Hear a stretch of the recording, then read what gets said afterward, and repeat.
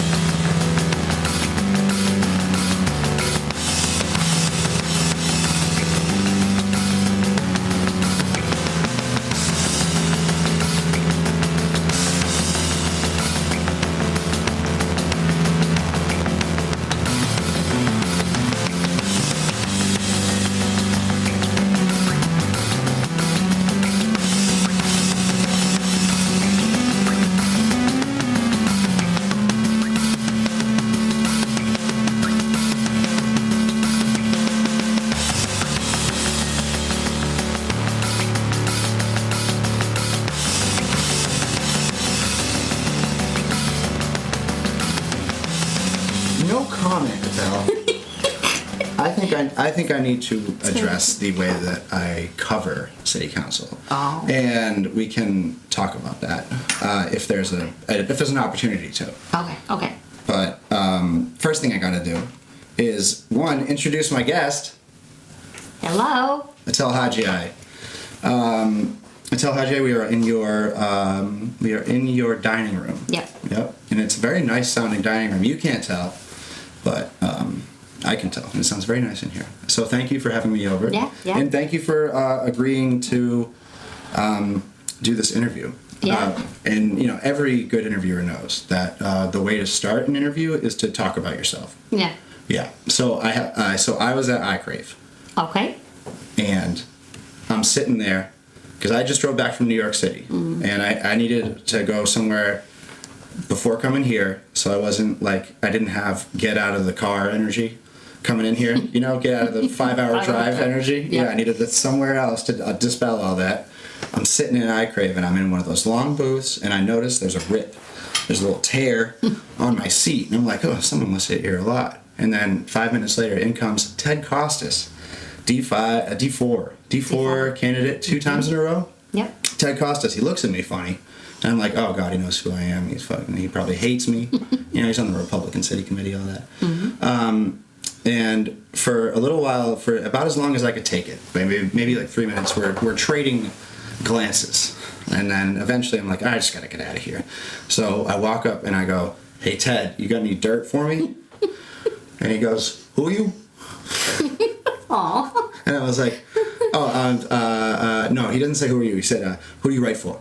And I went, yeah, Worcester sucks. And he goes, oh, are you Bill?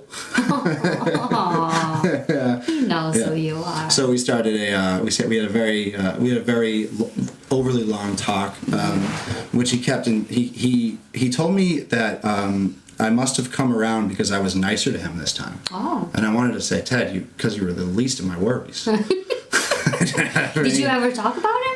I don't think I did. I don't think I did. Yeah. Yeah, and that's probably why he thought I was being so nice, because I just wasn't saying anything. Yeah. Did he buy you coffee? No. No? He bought me coffee once. He kind of offered a little okay. bit, but I was on my way out the door. Yeah. But he kept going. If I got in there, I like to just do what's best for everyone. Mm-hmm. And he was like, if I got in there, I would have lowered taxes. Oh. And I was like, oh, I was like, how are we going to lower taxes? He's like, the tax rate. And I was like, the tax rate doesn't really lower anyone's taxes. And he goes, yeah, right. It's the state. The state decides taxes. The assessor's office. State's very involved in the assessor's office. And I'm like, I think it's kind of the market that decides people's taxes. It's tied to property values. And he goes, oh, yeah. And I'm like, you know what I think we need is a centrally planned intervention in that market. Oh. Yeah, maybe the government should intervene in the market. And he goes, oh, yeah. And I was like, all right, well, anyway, have a good one. That's the end of the conversation with Ted also. Yeah. He's like, I've never heard anyone talk I wonder like if he's that going to before. run again. Who knows? Who knows? No. Louis did pretty good. Louis did Yeah, Louis did great. Yeah, I rinsed him. He very strong shot. I mean, D4 is a weird district. Yeah. Because you're talking with easily the lowest voter pool. Like you can only he got 2,000 votes in that district. I don't.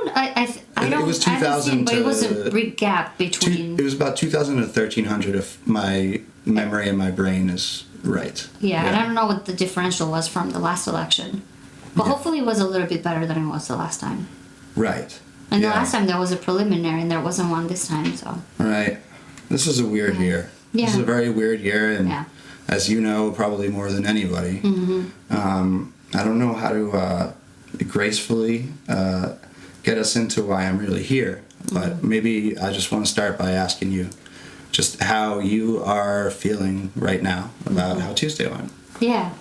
So it feels like Tuesday was like years and years ago, but yeah. Yep. So I think I'm still processing a lot of things, but for the time being, I feel like I am pretty exhausted. I've been going through a lot of the nice messages people have been sending. People have been stopping by, dropping off gifts, and it's been really nice to see both how many people that volunteer on the campaign, how they much enjoyed volunteering and supporting us, and it's also sad because a lot of people feel heartbroken. That's the common word that I've heard a lot. Yeah. Didn't expect this. I'm heartbroken. You did so much for people. And just the confusion about why. You know? And I think that I haven't fully gone into the entirety of the why, but, I have some thoughts about certain themes that emerged. Yes. So I think I'm kind of like in that kind of reflective state. Right. I think anybody expecting cold, hard, factual, analytical answers, this is not the show for you. This is not. It's not going to happen, right? Because I can tell by your face, and I am completely wiped. Yeah. But I think the idea, what we were talking about, the idea behind doing this now is just sort of like, podcasts are kind of the best forum to just, everyone's dealing with a lot of vague and hard to process feelings. So I think that's if all we get done today is processing a couple feelings, then we will have accomplished something. I think that listeners are certainly experiencing some of the same feelings that we're having. So it'll help. It will help, and I think it's a conversation that it's the first time I've had sit down with anyone. So there might be things that come out that I haven't truly processed in my own head. So I think it's nice to give people something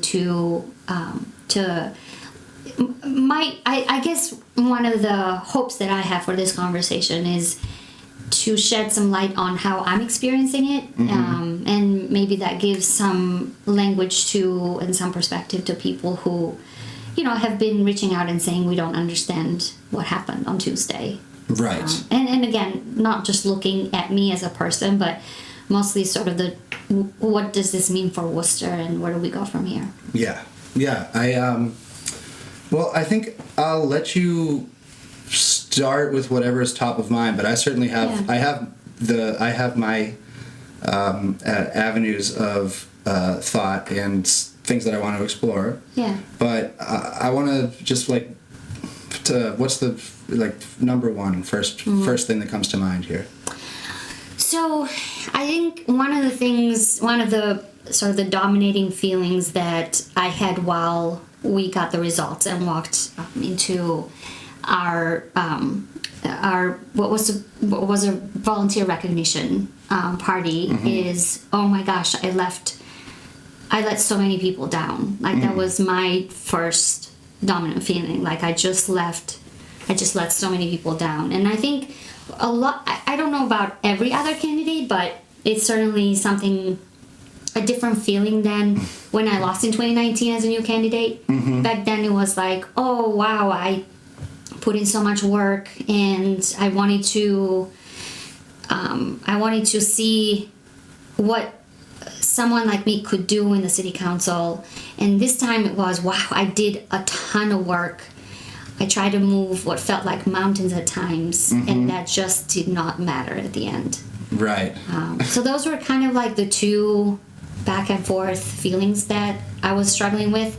And then, you know, it was on a personal level. It felt just hard to grapple with the question as to why someone who has worked so hard and given so much and has a proven record of being effective within the limited parameters of the local government, why there was so much backlash. And that word backlash feels very real, and yes, it's a word that a lot of people have also mentioned in their comments. The backlash is I think it's like the only word worth using, and it is after this interview I have to write my written sort of take on this, and what I am going to be focusing on is the entire country swings to the left, like the entire everyone's focused on Mamdani for good reason, right? Because he's a generational talent, like a hero.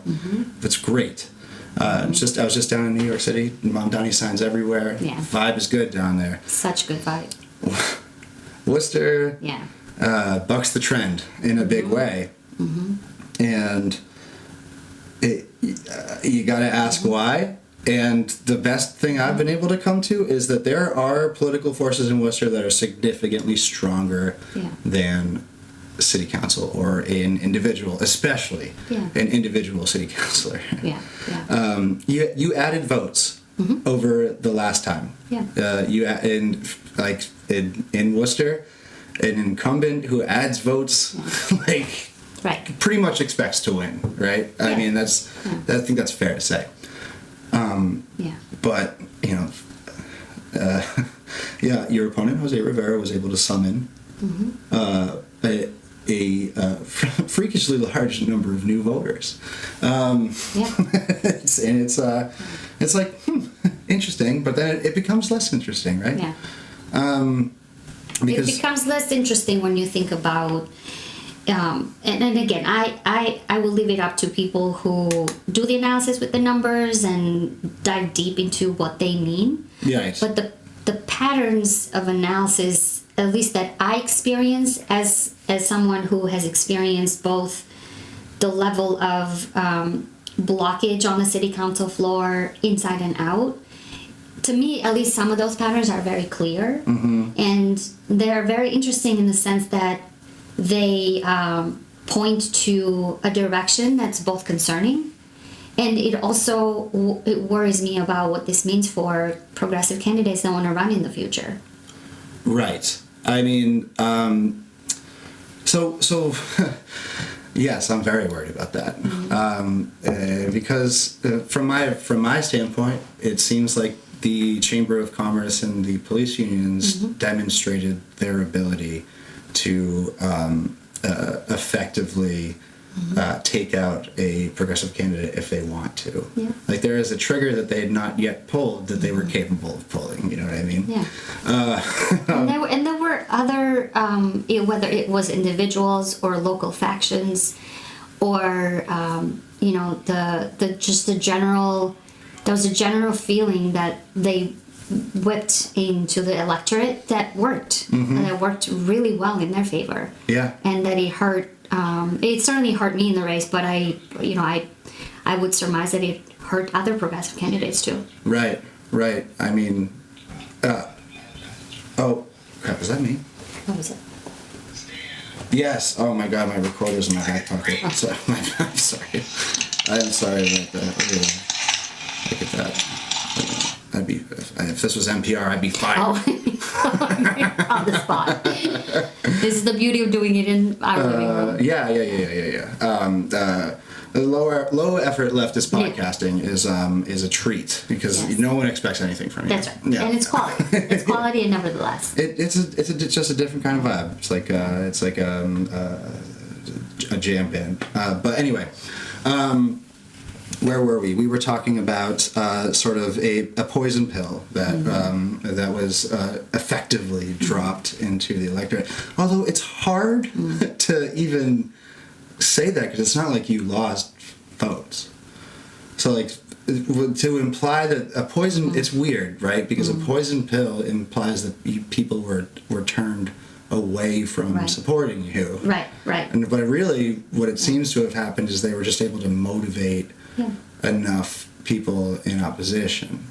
Yeah, I think that's a fair assessment. And again, when when our campaign looks at the numbers, we'll certainly reflect and look at what the story that those numbers tell. But I am not. That's not the job that I have. I feel it's important for me to tell my story. Yeah, and you have nerds for that. Yeah, and I think it's important for people who are listening to understand from my own vantage point what I experienced. Whether they agree with it or not, it's important for people to understand what I experienced, because no one can truly understand that feeling given the totality of the 4 years that I've been in office, unless somebody puts some thought into that. And I want to center that today. I want to tell my story. I think it's important. And let me just tell something else. It's Heather Prunier, who you've had in your podcast. Yeah. A woman that I have so much respect and who I've gotten to grow closer to. She's one of my constituents as well.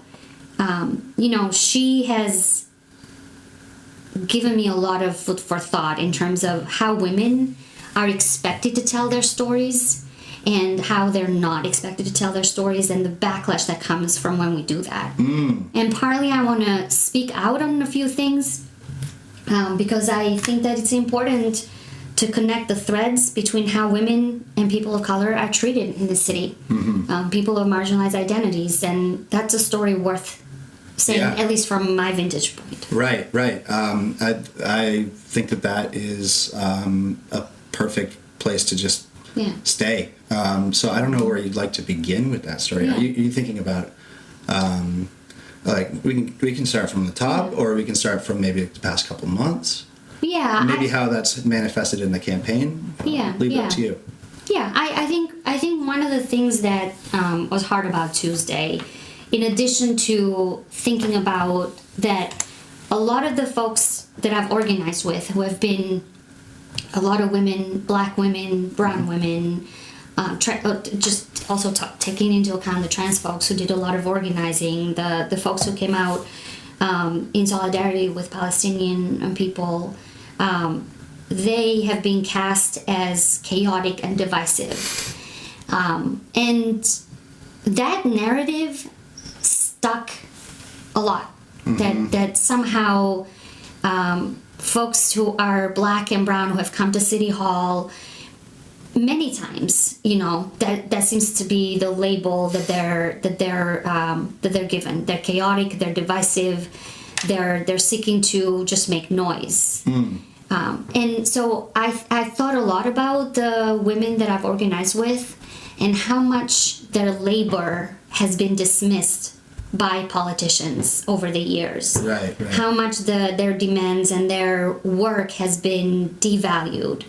And to be honest, as someone who has given a ton of labor without expecting anything back, I feel like my work was devalued by a lot of people. It was devalued by the electorate that chose not to let me continue my work. It was devalued by a lot of political leaders. It was devalued by a lot of local Democratic leaders, certainly on the city council floor, and by people that enjoyed a lot of political capital and who decided not to use that to stand up for not just me as a woman, as an immigrant, as a progressive, but for the values that and the work that a lot of people before me tried to move through the mud and the muck that is electoral politics. Right. And that hurt a lot. And again, connecting to Heather and the way that you got treated as well, and other elected officials who have left office, that's a common pattern. The enabling of a toxic environment and the toxic treatment of people who dare to defy the norms. Right. And a term that I've been finding useful lately is in-group, out-group. That there is a lot of what we consider politics in this city, by this city's very strange definition of politics, is that word only gets invoked when the in-group is tested. They will say, oh, that's politics. That's just politics. But the rest of it, isn't. Right? Yeah, the standards that they get applied to who deploys politics and who doesn't are very disparate. Yeah, and it's like, I don't know, there seems like there was a lot of politics that went into the way that the city's getting run by I don't know. Let's talk about some of the ways that sort of I guess it's like a quiet, latent, like racism and sexism that people are confronted with in City Hall, and it seems like it only really rears its head when this in-group is tested, right? Yeah. And I mean, you did a very effective job of testing it, if you think about it, right? Yeah. Because you tried to make the city better. They which is apparently against the rules. Yeah, and then you've kept using this phrase, which we've talked about before, is you get punished for caring, and it felt you don't just get punished for caring, you get criminalized, and you get battered. And I use that word very purposefully because, at least from my perspective, as a woman, I feel the amount of vitriol and the amount of abuse that came, whether that was from people who stopped me at a grocery store yelling, or whether they threatened our volunteers, or whether they call me un-American. Right. That's a very purposeful use of saying that people like me are not American enough, and therefore they cannot possibly govern our city. Right. And so what is the image of the American then that is worthy to govern the city? Yeah. So I struggled a lot with that. It triggered a lot of stuff that I think it will take me some time to heal from.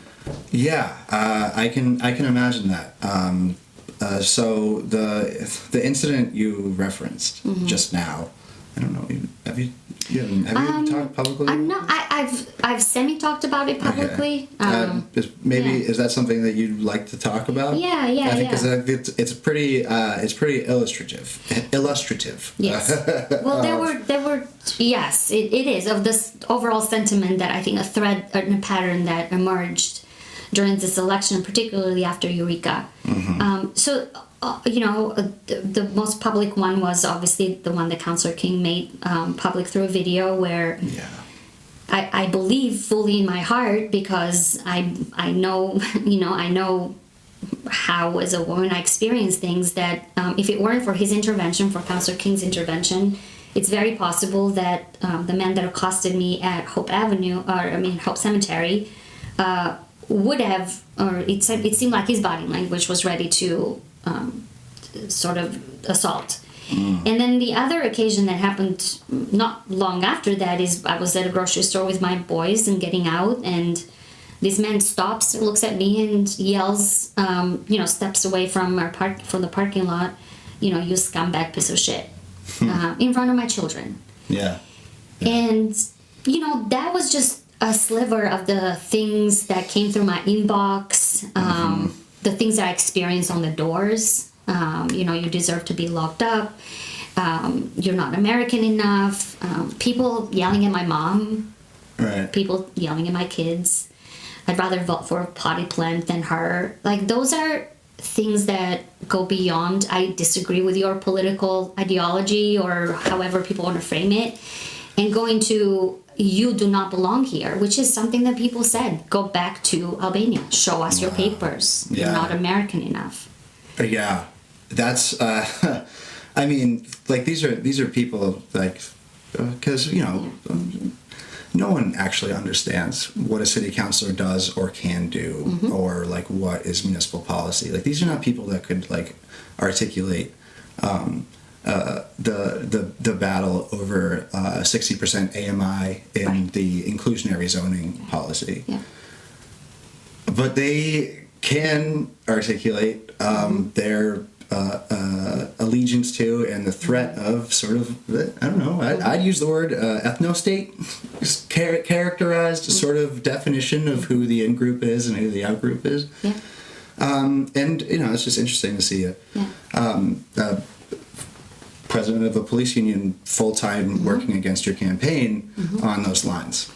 Yeah, speaking of that, I mean, the sort of the weird part about this that I still don't fully understand is certainly the police union had a huge hand in my view at least, influencing, if not tipping this election over.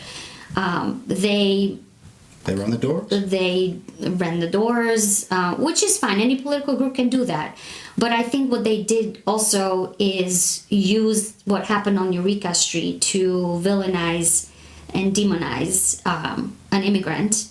And even though they didn't frame it that way, that is what happened. And in doing that, they cast a mother and a woman and an immigrant elected official as committing political violence.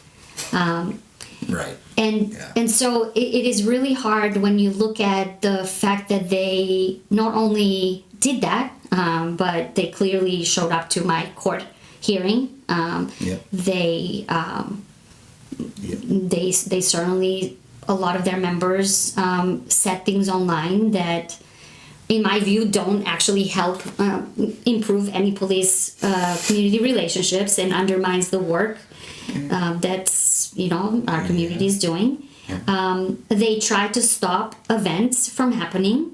They got really upset that I appeared with Congressman McGovern and Senator Kennedy. Tried to cancel an event. That was the there was a breakfast, right? Yeah, we had a conversation with Senator Kennedy, organized by her and Congressman McGovern, on how the federal government is going to affect what's happening in our city, and the response that each of us represent at different levels of government, how we're going to respond wherever we happen in that spectrum to that. And to them, that was unacceptable. It was unacceptable to have a congressman have a conversation with my constituents in my district around how we are going to protect immigrants, people who are losing food stamps, health insurance, against the threat of the Trump administration. Right, because that's political. Because that's very political, and they were so scared of it that the congressman himself started getting calls from members of the police department in their professional or personal capacity, of course. And what was really strange about all these efforts is, I would have loved for them to be in the audience. Maybe I could have asked them the role that they think they should play in protecting our communities against the threat of the federal government, ICE snatching people off our streets. But it was also local Democratic leaders who were very intent on canceling the event. And if it weren't for the intervention of Senator Kennedy, that event would have been canceled. People who ran this district before, people who claim to have democratic values. Now, I am pretty sure that me speaking publicly on these things is probably going to ruffle some feathers, but I think we're past the point of staying quiet for the sake of not ruffling feathers, because when the interest of our communities is at stake, to me that takes priority over being polite and civil. These folks haven't been polite or civil in any way, shape, or form. They just do it slightly off frame. They do, and the backhanded tactics are just really gross and just really disappointing. I would rather these folks would have come straight up to me and said, we hate who you are, we hate what you stand for, we just really want you to lose this election. But they didn't have the courage to do that. Yeah. Well, I mean, how are you supposed to explain that to the No Kings? Because standing up to ICE, I don't know if people have watched the news. Right. It's in an immensely popular position around the country. And just one thing that caught me off guard about that, on the doors, I noticed that the majority that were definitely, at least for the doors that I knocked on, maybe with the exception of 2 or 3 people who just thought that my behavior was unbecoming, it was not what they expect. And there was this underlying, this is not how a woman politician should act. They know? This is not how you should be acting. There were a few 80-year-old women who were so incredibly supportive, and I just remember walking out of there, after speaking to them, and just be like, I keep hearing this, like, you go, like, what you did was important, and thank you for speaking up. Like, 80-year-old women who, what I did resonated with them. Right. And that was a common theme that at least I saw on the doors. Yeah. Is people were supportive. People said, we want elected officials to stand up for their constituents. Yeah, people are immensely supportive. Yeah. And I mean, that's like, I think that's part of the reason why this has been like devastating to the point it's hard to talk about, right? Right. Because, like, I don't know, I consider what you did heroic. And I had a lot of respect for you before May 8th. I have even more now. And it's just, it fucking sucks, frankly, that the police department being embarrassed by having to see their own actions on camera is an emotion that is capable of taking out a city councilor that many people consider to be a hero, right? And frankly, there has been a few people or members of the police department who have also said, we appreciate what you did, we just can't say it out loud. Right. Yeah, I mean, I couldn't imagine being a cop. And imagine being the cop that's like, wait, what if we just didn't, like, bring the entire...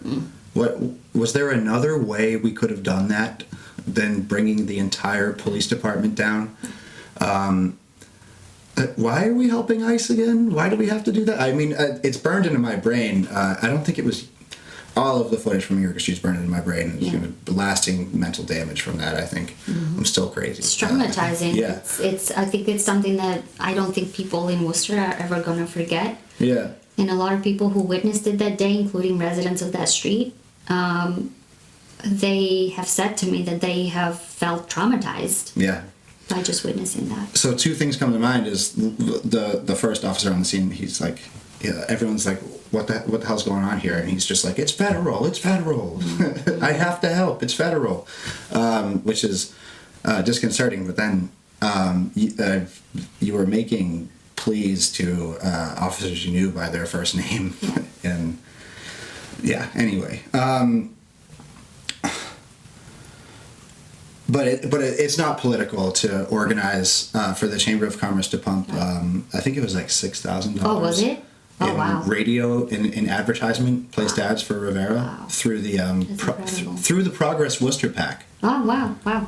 Which, by the way, I responded to that questionnaire. I never got invited to actually talk to them. I found that interesting. Yeah. It's almost like they didn't, it's not about the questions. Right, no, it's not. It's not, because the pre-screening was, we'd like you to answer these questions and then we're going to invite you. And of course, I always answer questions with honesty, as I would with every other questionnaire that I've received. And clearly they were either scared or not knowing how to handle that. But the fact of the matter is, it wasn't just a Chamber of Commerce. There were union leaders, the AFL-CIO, Central Mass leader, who literally went to all the labor unions and said, please rescind the endorsement. Yeah, I mean, the same thing that happened with the firefighter endorsement, which I'm not gonna, I don't want to get into that, other than to say that their leadership are people that I worked closely with, people that shared things with me that were very disturbing, and people who appreciated my work that couldn't say that out loud for fear of reprisal. And I don't hold what happened against them. They're good people. They're good firemen and women. And that endorsement meant so much to me that I pulled over and cried when the president of the union called. Yeah. Yeah, I mean, that's a big deal. It is a huge deal. And again, as I said to them, is even if I don't get your endorsement, I am still going to work hard to talk about safety and good working conditions for the men and women of the fire department. And I was planning on doing that regardless of how much the revoking of the endorsement, how much it hurt and how much it was disappointing. But I think what was hard is the way that all these forces colluded and worked together towards one end, and that is to oust an elected official that represents more than just who I am identity-wise, but represents a threat to the city that they envision building, which is the opposite of what we envision building. I don't know if they envision, or maybe they don't envision. You are using the language of vision and building because those are two obvious facts about your politics. Yeah. Because newsflash, everyone has politics. Right. Your politics, you want to build a city that has a stronger municipality that's more responsive to the material concerns of its residents. I mean, does that sound right? Yeah, absolutely. I don't think that there is a dominant political class in the city that has been there a long time.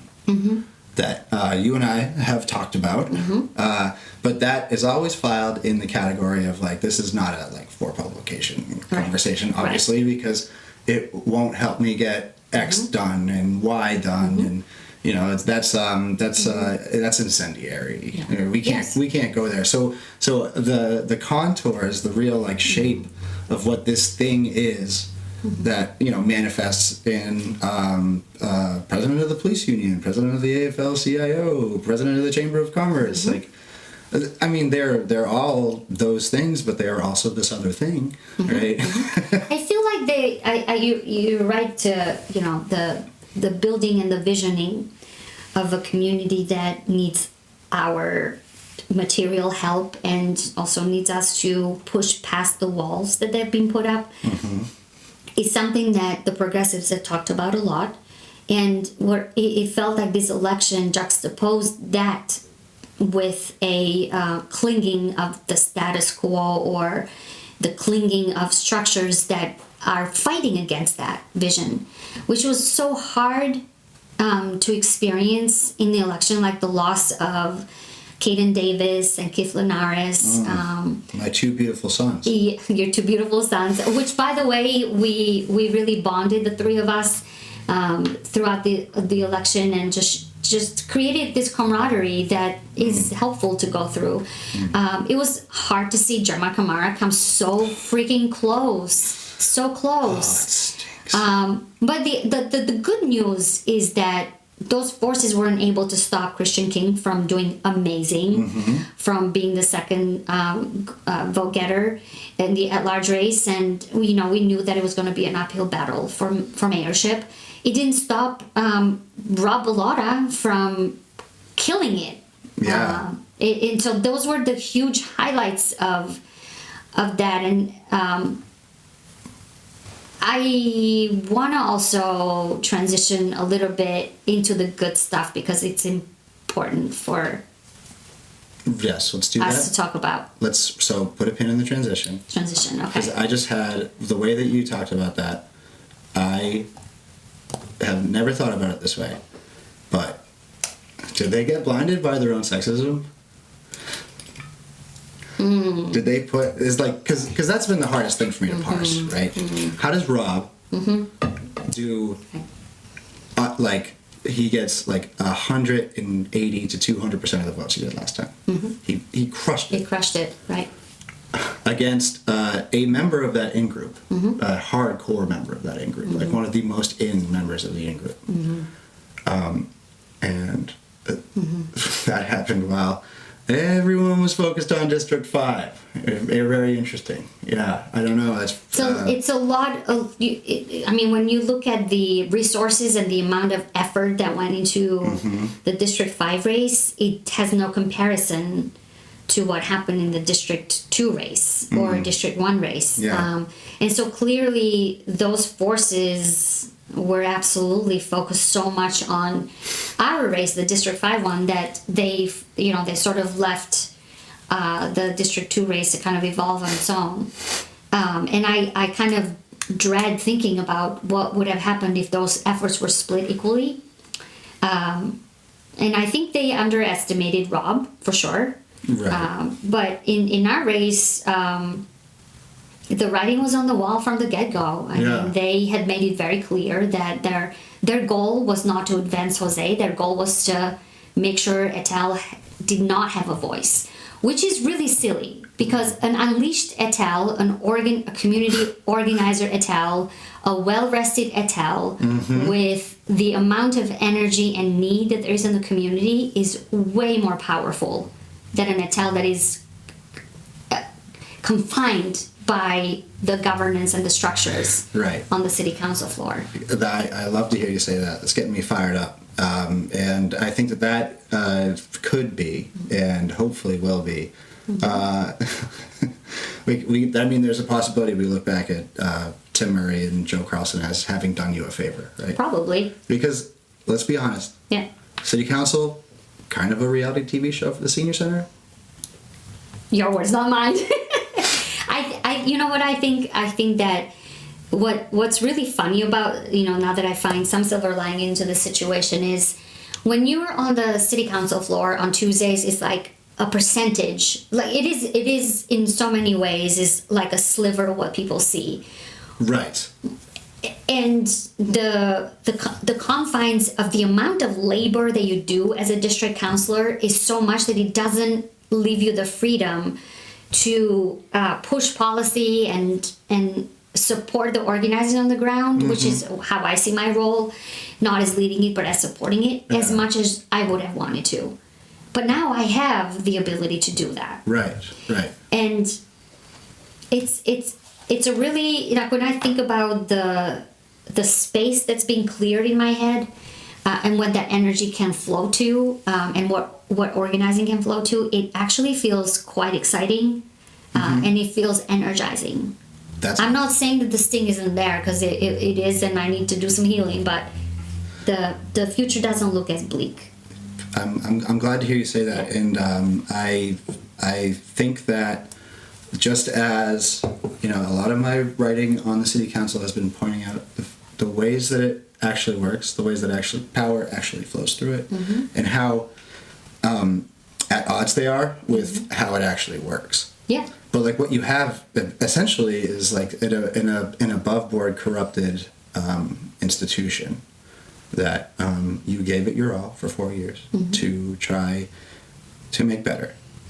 But like a good institution doesn't need to be in the city charter to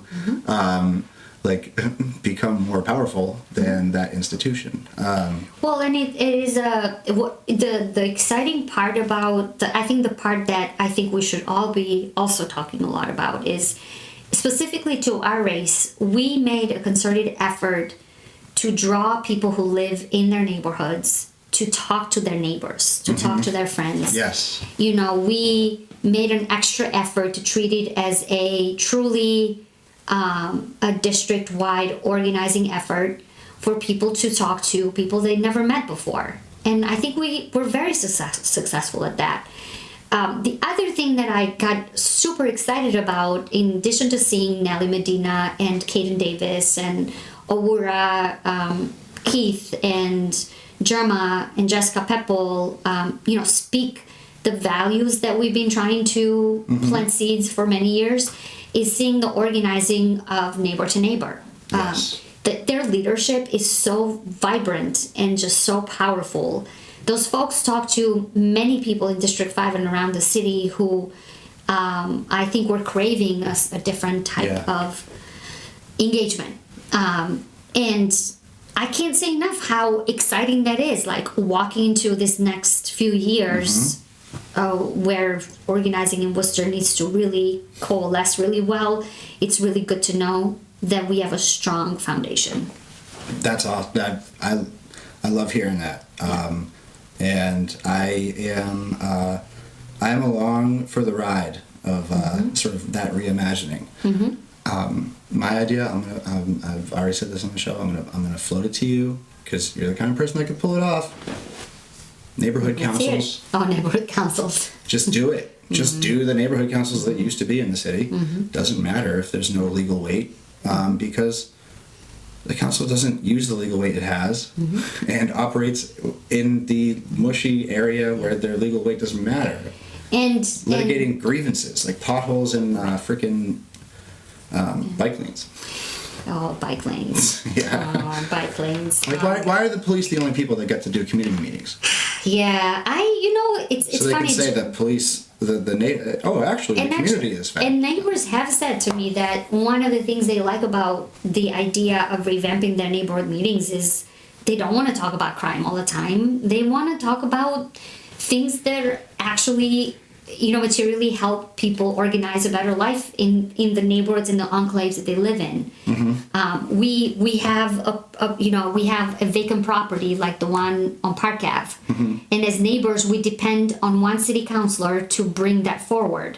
And if that city councilor doesn't get money from that property owner, they will get shut down if they're talking about solutions like, hey, let's not leave our neighborhoods to have vacant properties that just sit there fallow for decades, right? And those are literal things that neighbors talk to me a lot during this campaign, is like craving a different type of organizing of their local government. One that actually talks about things that are meaningful to them. And one that is not looking at a customer service representative, is looking at somebody that can sit down and hash out things and figure out, as a community organizer does, how can we tap into the energy that's already there to make our neighborhoods work for everyone. It's simple as that. Yeah. I think that there's an immense amount of optimistic sort of. There's a very optimistic way to look at it that you don't have to be it's actually kind of a disservice to be on the city council where you're expected to do you have unreasonable expectations. Right. And speaking of unreasonable expectations, I forgot to mention this, but there is so much truth to the fact that as the first female elected, I think I think Jenny and I are probably the first female elected officials in our district. The amount of work and labor that I put into this district for 4 years was incomparable to the amount of labor that my predecessors, were mostly male, have put into the district. And actually, I can account for that. I have an accounting mechanism that I can quantify the tangible outcomes of my work.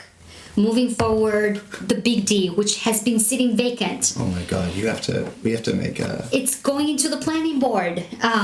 Putting forward a revitalization plan for Webster Square. Like, these are, not to mention the over 400 complaints, and that's even an underestimation, of people I have personally responded to. Right. My work is undeniable, and yet it was never enough.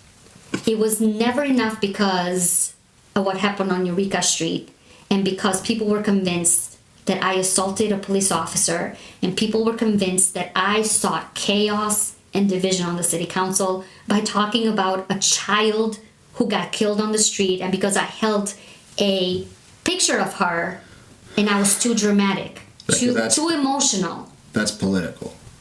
That's very political. That's political. Working to improve people's lives is way too political if you do it my way. Right, but You know, we're actually removing layers of bureaucracy when we're skullduging a mundane sprinkler ordinance for no apparent reason. Which can't even read the text message from whoever was feeding that. And I'm not going to name names on this one because I want to protect the people. Sure. The one of the major reasons that fire sprinkler ordinance was killed is because people deliberately pressured the Worcester Fire Department chief to not pass it because it was going to cost them money. Yeah. And then I will leave it up to people to fill in the blank. But that is that's just the level of depravity that exists in our cities, that you dislike this person so much, number one, and two, you are so afraid that good measure policies will hurt some people that you sacrifice safety for firefighters and for most importantly, the residents of the city. Well, yeah. And I mean, after Gage Street, right, it's where people died. Yes, people literally died because renters just like me, correct, in a crappy rental building just like me, and I take that personally. If you are listening. Or we can mean the rental registry, you know, making sure that some people are exempt, including big time, big scale developers that are not paying into it because, well, we decided that they're okay. We trust them. So. Yeah. My mind will always go back to Katie Merrill Carlson's interview with Eric Batista, when she said, "Well, the developers like him." Right. That's enough. Case closed. That's enough. Next question. That's enough. And you know the point about that, I was able to talk on the doors a lot on the developer side. You know, is literally you have somebody on the city council floor who is saying, we've got two developers who got taxpayer dollars, who are cheating our workers, who are hiring subcontractors, who have violated labor laws, who have been cited by the Labor Department, and we need to hold them accountable. And that wasn't enough to continue electing somebody who literally has the taxpayers and the non-taxpayers' interests at every turn. Like, how does that make any sense? It doesn't. No. It doesn't. No. It doesn't. But you know, we're operating. It's, you know, this is one of the number one things we talked about over the years is how to make things, how to hold people's attention to even just get to the point where they're actually understanding, like policy, and we're having policy discussions because you lost on the from here question. That is the only question. That is because. Listen, I was at the D5 debate. Yeah. That was not fair. That was not a fair fight. And this was not a contest of ideas. Like, it just wasn't. No. So if the city council can't be won by a contest of ideas, if petitioning the city council leads to no substantive change besides calling the petitioners divisive and making them enemy number one for the tiny and reactionary electorate. Yeah. And what's really hard about, you know, looking forward, like one of the major concerns, I mean, people, you know, as I was, you know, feeling this wave of emotions just washing through me on election night, you know, anything from, oh my gosh, like I let people down, I volunteers who work so hard, to I can't finish the work that I started, that I put so much work into, to actually, I'm going to miss people who were just so lovely to work with. To like my poor mother who had to hear, you know, 9+ months of vitriol towards her daughter. But one of the other dominant themes that I don't think I've processed until now is a dread over important policy decisions that will be up to this upcoming city council. If the rent control ballot wins, that will be an option that municipalities will opt into. If zoning reform, which the city manager has committed to, even hiring staff to do it, that will have to come to this city council. the recommendations of the Worcester Now Next, who we heard both from the candidate in District 5, the Councilor-elect Rivera now, and other people, that they have serious questions to the recommendations and the future of the DOJ report and the Civilian Review Board. Those are just a few big decisions that this incoming city council will have to decide on. Yeah.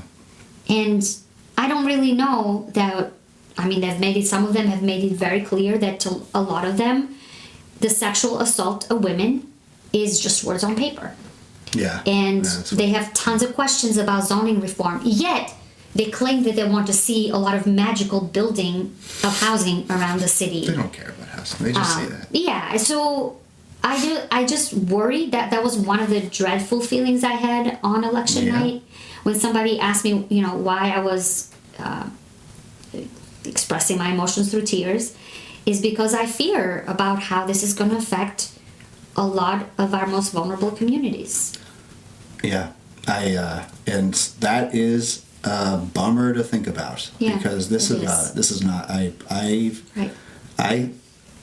think Rob Blood is awesome, and he's going to be a great counselor. And if he takes to the work, he can have that job for the rest of his life. Basically. Easily. Maybe Rob thinks about taking it easy these next 2 years, right? Because there's just no path. There wasn't a path. The votes aren't there. Yeah. The votes just aren't there. And I mean, you probably know better than anybody in the history of Worcester how exhausting it is to try and fail and try and fail and try and fail. Yeah. None of which being divisive on the people making sure that every good idea didn't happen. That's not divisive. That's not politics. Not at all. That's politics. No. That's making sure that that the people who are from here. Yes, and then we're being civil. We're just being civil with each other, because that's the goal. The goal is to be as civil as we can, talking about things, and meanwhile, who cares about what happens to people who are being displaced and all that. But that's all routine encampment sweep, civil. Yeah, it's just civil stuff. Bullshit detainers using kids as bait to take a mother in on a bullshit detainer that gets thrown out 2 months later. Yeah. Civil. Right. Very civil. Very civil. It's all civil. Yeah. It's just like all of these words that they use. They all just kind of, But they stuck. You render them down, and they all kind of mean the same thing. They mean the same thing, but either iteration of civil or the antonym of civil chaos and division, they all stuck with a certain portion of the electorate. And it didn't matter how much, personally, I tried to have civil conversations on the floor, on the doors with some people who, were, in some cases hostile, in some cases, gave me the grace of just listening to my perspective. It didn't matter. What mattered is that someone had said in their police department relatives or what they saw online that I acted, they didn't say savagely, but that was the underlying emotion. Yeah. That you acted in a way that's not expected of you. Right. And there was no fighting against that. That stuck with the electorate, unfortunately, this time around. Right, because the electorate is, it's a small subset of the community. We have to always remember that. Yeah. We're talking about 20% of registered voters. Right. So we're not even talking about 20% of the city. Yeah. It's a very small portion. Yeah. And it's just I find it very weird in this state that 20% tends to be a little bit more racist than the 50% who come out for federal elections. And the folks that were new to Worcester, a lot of whom, I can only speak for my portion of the city, right? There was a ton of young, up-and-coming people, young families that moved into the district that they loved being in the city where they feel that there's voices that are openly speaking out against the cruelty of the federal government. Like, that's what drew them to voting in this race. I can see myself in someone who is worried about the same things that I am worried about. federal government, somebody who is responsive, on a very granular level, but can also talk policy easily. Somebody who can navigate and toggle between the two worlds, the different expectations that are set for what it is to be a district councilor. And that was really good to see. I don't understand why we haven't brought out more people. And when I say we, I don't mean just, we brought in new people. We energized. I can see them because they write to me.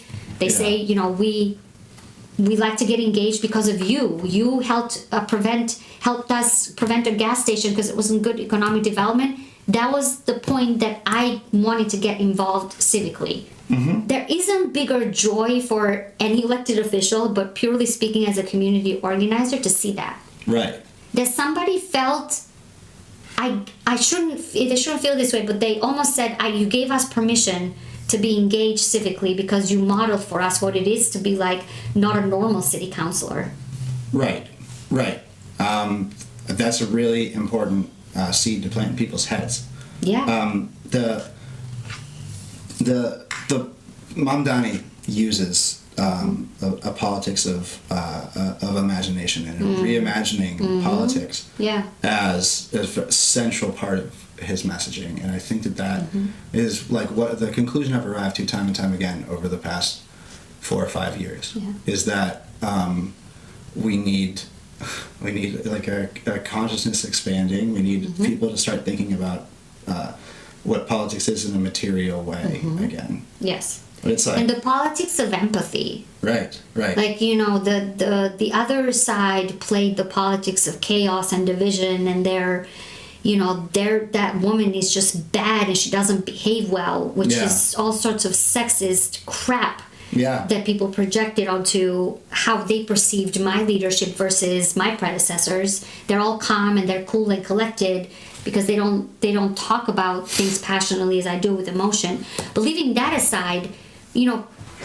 people said to me that they appreciated that a politician can lead with empathy and care, and that when it's necessary can break outside of the mold of the customer service representative that they're expected to be. Right. Even though they do that job really, really well. You got it. You have to put Jose in the cup chair once again somehow with a demonstration of how much time you put in and being like, well, you gotta prove it. You gotta step up to those big shoes of one of the best customer service reps. You gotta prove District it. 5 has had. You gotta prove it. You gotta prove it. And then prove it. That'll work in that kind of jock brain, right? And it'll just make his life miserable. I could not imagine doing what you do. What you have done as a city councilor, I could not imagine doing that. I would go crazy.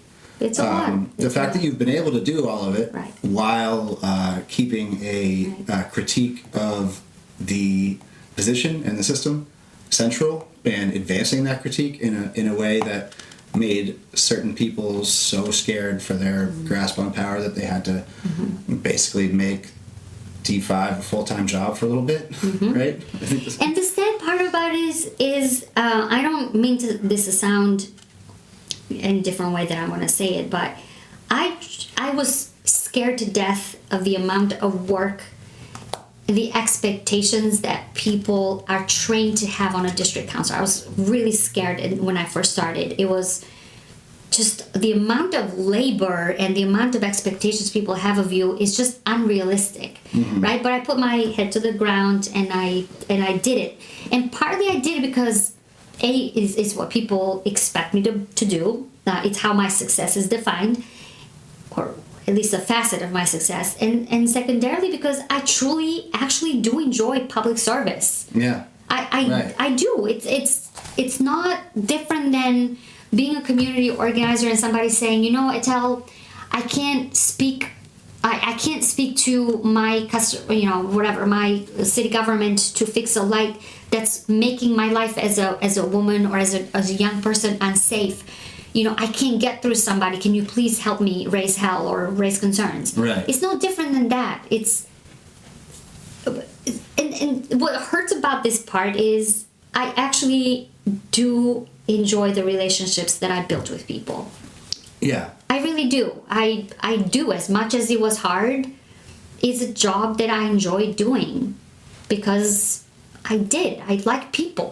Right, I right. like to be with people and help people. Yeah, I mean, I've known you since, I think the first time we ever talked was when you were with Mothers Out Front. Mothers Out Front, and I Yeah. had written that story on gas leaks. Gas leaks, right. I was all proud of that. Yeah. This was Obama era when That's right. you were allowed to be concerned about the environment. The environment, right?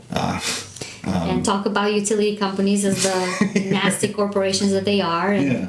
So Yeah. I've since I've known you, I've always known you in the role of just being a very passionate and effective community organizer, and you took that approach to a city council job, which was very illuminating personally for me to see. And I think I'm so glad that you're speaking frankly about this, because the way that you were let go from your city council job is just as illuminating, if not more, than. And the trick is to just get people to see it, right?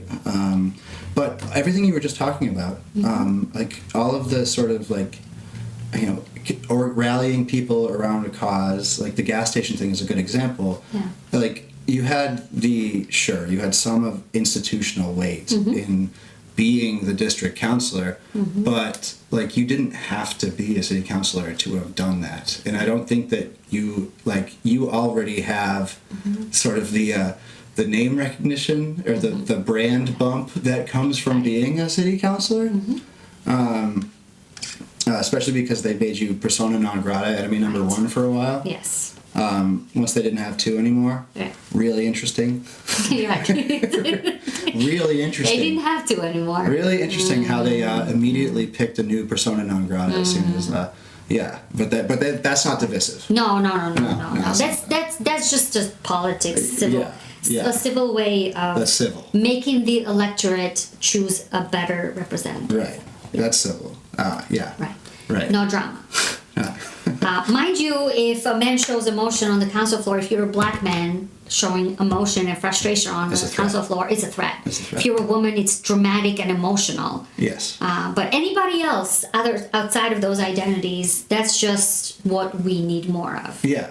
Yeah. That's- yeah. As long as they're from here. As long as they're American enough to, right? Stupid world. Geez, I don't know. We've talked about an awful lot. Yeah. And I'm wondering if there's anything that you were like, I really want to talk about this that we didn't get to, because we've been jumping around, which is fine. That's how I like to do these interviews. Yeah.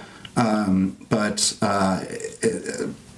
is there something that like we really need to talk about? I want to end on a positive note.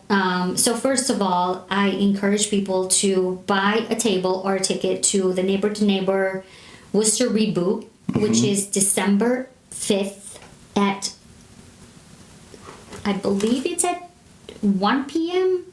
at the Worcester Social Club in Leicester. So anyway, I'm checking my notes here. It doesn't seem right. it's not seem right? 5 5. p.m. I'm sorry, December 5th at 5 p.m. Thank you, notes. Thank you very much.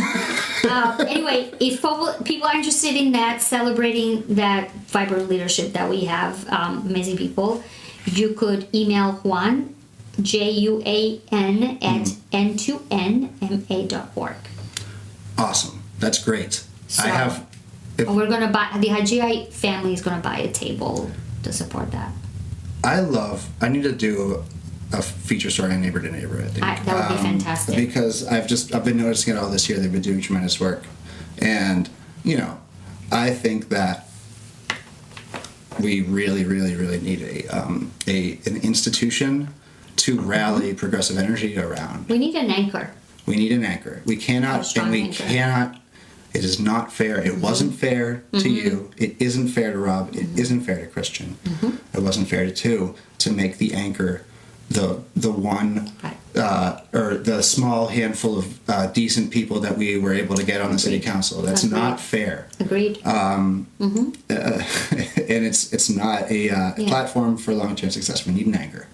We need an anchor, and you bring up a really good point, is that, we tend to like disperse into our separate corners once the election is over. And Rob, Christian, Louis Ojeda are going to need a lot of support. Yeah. We cannot just abandon them and just expect them to carry the load. So my hope is that by highlighting and uplifting the work of Neighbor to Neighbor, the Affordable Housing Coalition, the Urban Partnership, the folks that have been talking about like walkability and safe streets, that we truly rally around these folks and don't leave them alone, because some important decisions are going to be made and they're going to need us to, and Hootser Havra, I'd just like to highlight their extremely effective organizing and leadership. Another one of my favorite Absolutely. groups. Just 100% so kind and so grateful for them.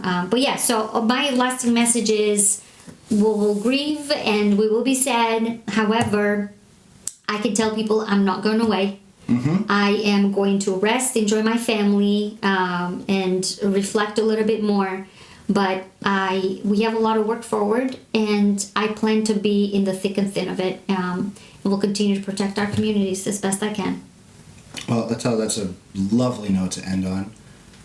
Thank you. Thank you for having me over. Thank you for speaking so frankly with me. And thank you for everything you do. Thank you so much, Bill. Yeah. When Langston Hughes died, he told me many months before, he said, keep on working, girl, till they open up the door.